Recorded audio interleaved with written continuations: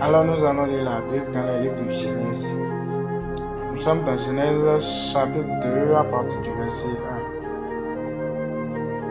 1. Ainsi furent achevés les cieux et la terre et toute leur armée. Dieu acheva au septième jour son œuvre qu'il avait faite. Et il se reposa au septième jour de toute son œuvre qu'il avait faite. Dieu bénit le septième jour et il le sanctifia parce qu'en ce jour il se reposa de toute son œuvre qu'il avait créée en la faisant. Voici les origines des cieux et de la terre quand il fut créé.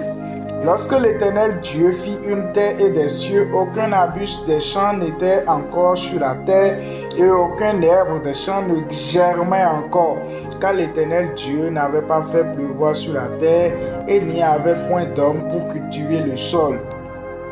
Mais une vapeur s'éleva de la terre et arrosa toute la surface du sol. L'Éternel Dieu forma l'homme de la poussière de la terre, il souffla dans ses narines un souffle de vie et l'homme devint un être vivant. Puis l'Éternel Dieu planta un jardin en Éden du côté de l'Orient et il mit l'homme qu'il avait formé. L'Éternel Dieu fit pousser du sol des arbres de toute espèce agréables à voir et bons à manger, et l'arbre de la vie au milieu du jardin, et l'arbre de la connaissance du bien et du mal. Un fleuve sortait d'Éden pour arroser le jardin, et de là, il se divisait en 4 bras. Le nom du premier est Pishon.